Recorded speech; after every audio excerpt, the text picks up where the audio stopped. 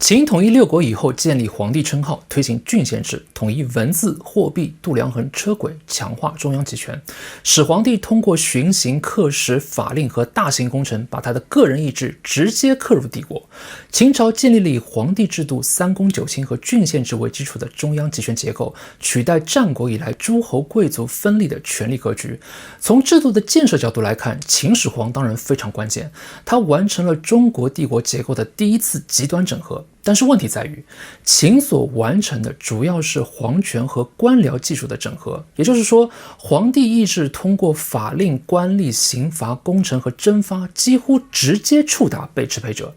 秦为我们展示了中国皇权人格最初的骨架。它强大、统一、高效、单向，但却缺少柔性吸收和制度缓冲。这种统治非常强，也非常粗暴。它可以迅速整合帝国，也可能迅速消耗社会。秦的短命说明了一件事：如果皇帝的个人意志过于直接地压到社会上，缺少足够的伦理化、正当化和日常化的缓冲时，帝国可以快速统一，也可以快速瓦解。汉以后逐步补充的天命叙事、儒家礼制、仁政语言和君臣父子伦理，并没有破坏秦的统治逻辑，相反，他们是在秦建立的皇权官僚骨架上补充了一套能够让皇权长期运行的中介系统。这套系统非常关键，因为天命叙事不会自己限制皇帝，必须有官员把灾疫、民变、财政困难和地方失控解释为失德的警告；礼制也不会自己限制皇帝，必须有礼官、言官和朝臣不断提醒皇帝遵守祖制、名分和纲常。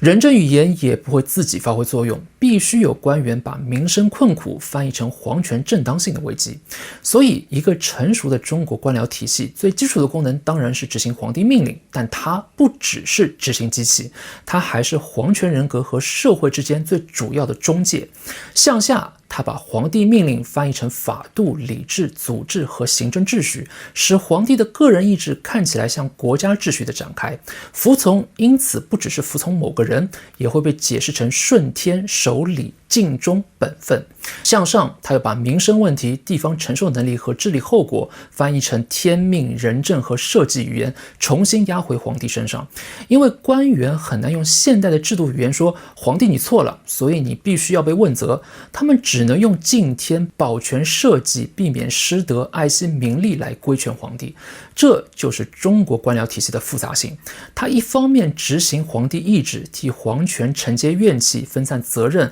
把许多的治理失败转化为地方官员失职、奸臣误国和执行偏差；另一方面，他又用天命、礼制和仁政语言收束皇帝人格。因为在中国的支配结构中，皇帝既是制度的最高来源，又是制度最难约束的对象。但问题也就在这里，一旦出现强人皇帝，他就有可能击穿这种复杂性，把官僚体系重新退化成个人命令的执行机器。皇帝人格绕过礼制、祖制、仁政和地方反馈，直接压向社会。这个时候，成熟的帝国又会退回某种秦氏状态，也就是权力高度集中，命令高速下达，社会快速承压，官僚体系只剩执行，不再具备缓冲。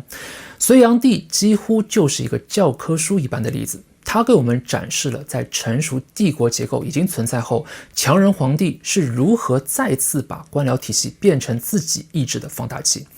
隋炀帝时期修建大运河、营建东都、巡幸江都，又多次发动对高句丽的战争，动员举国资源，试图实现自己的宏图大业。像隋炀帝这样的强人皇帝，不是把自己理解成一个受天命约束的承载者，而是一个能够创造伟业的非凡个人。一旦皇帝把自己放在开创万世功业的位置上，这就非常危险了。因为中国式的官僚体系归根到底还是奉皇权命令而运转的技术系统，所以它有一个根本的特点，它不能依靠一个独立的法理位置去限制最高权力。因此，当皇帝相对稳定、谨慎，并且愿意接受天命、礼制和仁政语言的约束时，官僚体系可以维持帝国运行。它会把皇帝意志转化成行政秩序，也会把地方承受能力重新反馈给皇帝。但一旦出现像隋炀帝这样的强人皇帝，问题就变了。强人皇帝不只是下命令，他还会重新解释天命、礼制和仁政，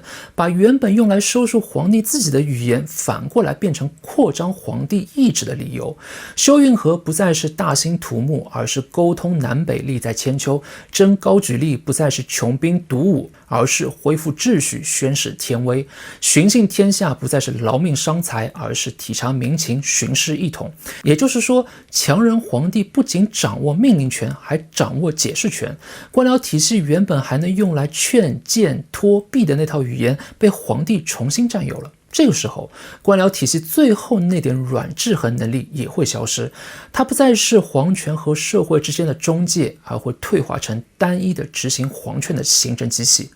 而中国式官僚体系一旦只剩执行，它的效率反而会高得可怕。皇帝想要攻城，官僚体系就组织攻城；皇帝想要远征，官僚体系就组织军队、民夫、粮草和财政；皇帝想要巡幸，整个地方行政就要围绕他的路线重新安排资源。所以，隋炀帝的问题不只是个人好大喜功，更深的问题在于，当最高权力夺回天命、礼制和仁政的解释权之后，官僚体系就会从中介系统退化成放大系统，它会把皇帝一个人的宏图变成全国性的社会负担。所以，隋炀帝和秦的结局也非常相似，帝国很快整合，社会集中承压，王朝迅速瓦解。隋炀帝并不是一个个例，嘉靖和乾隆后期也展示了类似的问题。嘉靖不只是代政，而是他把个人的象征政治、理智想象和神圣化需求变成整个朝廷必须围绕运转的中心。官僚体系本来应该处理财政、边防、民生和地方治理，但他这种结构下，他会被迫投入大量精力去回应皇帝个人制造出来的理智问题和象征问题。乾隆前期非常强势，也非常成功，但这正是问题所在。当一个皇帝长期处在胜利和盛世叙事之中，他就更容易把自己的判断等同于国家判断，把个人声望等同于王朝稳定。官僚体系在这个时候也会越来越倾向于迎合、遮蔽和报喜，而不是把真实的问题反馈上去。不止如此，朱元璋猜忌清洗，汉武帝开边征伐，明成祖朱棣迁都北征，都说明了同一个问题：强人皇帝的本质不只是性格强势，而是他的个人意志一旦强势外溢，官僚体系往往束手无策，因为他没有一个独立的法理位置可以对最高权力做出硬性否决。这说明在具体的王朝内部，制度的纠错能力非常有限，它能缓冲浦东皇帝，它能规训平庸的皇帝，它能消化大量日常治理的问题，但它很难去阻止一个强势皇帝把他的个人宏图、个人执念、个人幻觉和个人判断变成国家方向。到这里，我们就能发现中国传统支配结构中有一个看似矛盾，但却非常符合逻辑的特点。矛盾的地方在于，从整体上看，它非常稳定，甚至稳定到可以跨越一个又一个王朝继续复制。但从具体的王朝内部看，一旦出现强人皇帝击穿官僚体系的中介功能，它的错误不仅很难被纠正，反而会被不断放大。也就是说，中国传统支配结构的整体重置能力很强，但具体王朝内部的低成本纠错能力却非常有限。而这种矛盾实际上非常合理。正因为王朝内部的纠错能力弱，问题才会一路堆积，官僚劝不住，财政撑不住，地方压不住，民生扛不住，最后才会走向财政破产、地方割据、民变、兵变、社会秩序崩坏、改朝换代和天命转移，而这种重置需要付出极高的成本。这里残酷的地方就在于，高成本对普通人是灾难，但对具体王朝却是延寿，对整体支配结构是自我复制。对普通人来说，高成本意味着饥荒、征兵、流亡、屠杀、家破人亡。正因为这样，所以被支配者往往会认为，虽然现在的皇帝不行，但是至少还没有打仗，所以对具体的王朝来说，这就是延寿。因为被支配者不会轻易反抗，只要生活还能勉强维持，大部分人都会继续忍受。不是因为他们相信这个王朝值得被拯救，而是因为他们知道秩序崩溃本身可能更加可怕。所以天命转移的成本越高，具体王朝在崩溃前获得的服从惯性也就越强。很多问题不会在刚出现的时候被纠正，而是会一路拖到财政崩坏、官僚失灵、民生被严重威胁之后，才可能以改朝换代的方式爆发出来，这就形成了中国支配结构中最根本的循环。只有王朝失控，社会长期忍受，问题积累到极限，战争摧毁旧秩序，新王朝恢复秩序，人们重新把统一安定皇权官僚体系视为救赎，然后王朝又开始失控。因此，制度对皇权约束能力低下，很难说是制度偶然的缺点，还是它本身就是整体支配结构的一部分。因为对灾难越恐惧，越反过来强化人们对既有秩序的依赖。